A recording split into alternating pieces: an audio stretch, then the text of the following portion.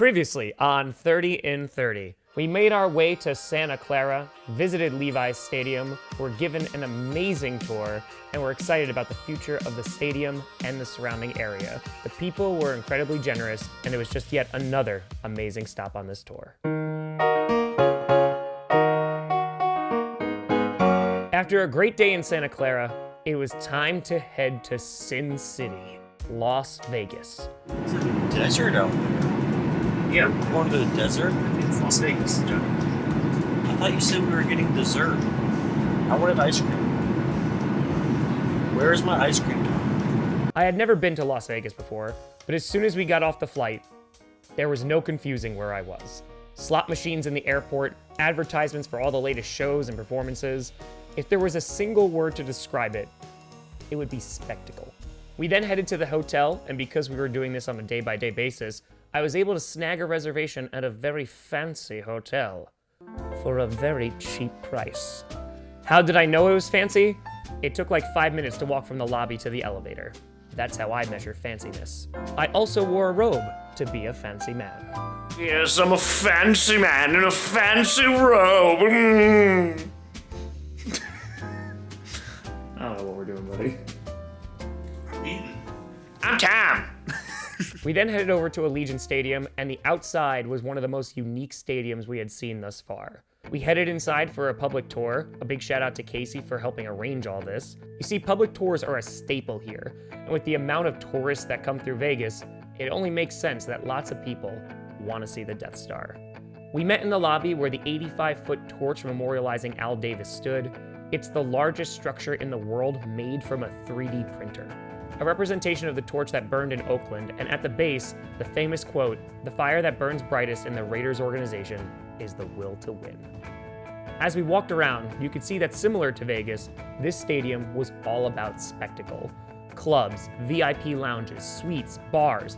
The stadium was all about entertainment. If you saw a game, concert, or event here, it was going to be an experience. We made our way to the press room, and I, of course, had a very important announcement. Devontae, please come back. Please. Please come up. Please. We even made our way into the Raiders locker room. Unfortunately, I was unable to leave a note for Devontae. Please come back. And then it was time to head to the field. But the field is not really the field. You see, this is not the surface that the Raiders actually play on.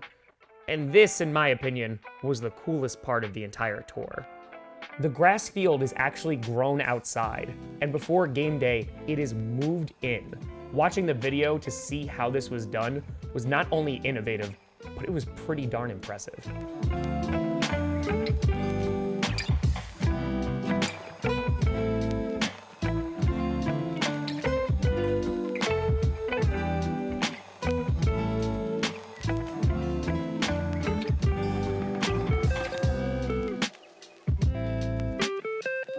After the tour, we were invited to have a drink at the bar at the very top of the torch and just take this stadium in. It was then time for the fan event, which we were allowed to host right outside the stadium, and it was a very warm welcome from the Vegas crowd. In fact, it was so warm that they directed me to stand in the shade, probably because I look like a ghost with a slight sunburn. And it being Vegas, similar to New York, there was a wide variety of fan bases present, but of course, there was also Raiders Nation. More 1v1s, pictures, and stories filled our time. A huge shout out goes to Michael, who retired from the Army and has 2 Purple Hearts. He not only donated a football signed by Trayvon Morick, but also a painting signed by Raiders legend Darryl LaMonica. The story behind the painting was that Michael had been carrying it around for years, never getting around to framing it. Then when he saw what we were doing out here, he said that this is why he never got around to framing it. Its purpose was to be auctioned off for St. Jude.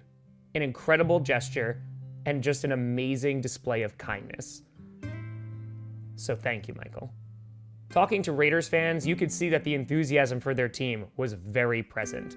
And even though things had changed, the black hole was still present during tailgating. And while the spectacle of the stadium was very bright and loud, the heart of the team, the fans, carried on the Raiders' historical legacy regardless of location. It was also apparent that there was a lot of love for another team, the Vegas Golden Knights, the team who had just won the Stanley Cup. The Knights, they're not transplants. They are a homegrown team, and this city and its people love them. The connection between the Knights and this city only strengthened after the tragic shooting in 2017, in which the Knights hung a banner to later memorialize the victims, and it read, "Vegas Strong." A rallying cry which capped off an amazing fan event, and one that I will never forget. Vegas Strong! Johnny and I then headed back to the hotel where I absolutely collapsed and fell asleep for hours. It wasn't until later that I woke up to find Johnny sleeping as well. We were on day 27 of our trip.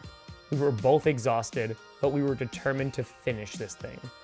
We got up, knocked out the Seattle video, and I stayed up until about 3:30 working on the video for the next day. No, I didn't get a chance to gamble, or see a show, or even really experience the Vegas Strip. But I did experience its people. And just like in every single city, whether their team stadium was feet away or thousands of miles away, everyone came together to do some good. And so, while the Raiders may be in a new home, all across this country, Raiders Nation remains. A reminder that there are 2 ways to donate to St. Jude, either on every video through the donate button on YouTube or in the link in the description. Both go to the same place. I appreciate you all. 1, 2, 3, 4, 5, 6, 7, 8.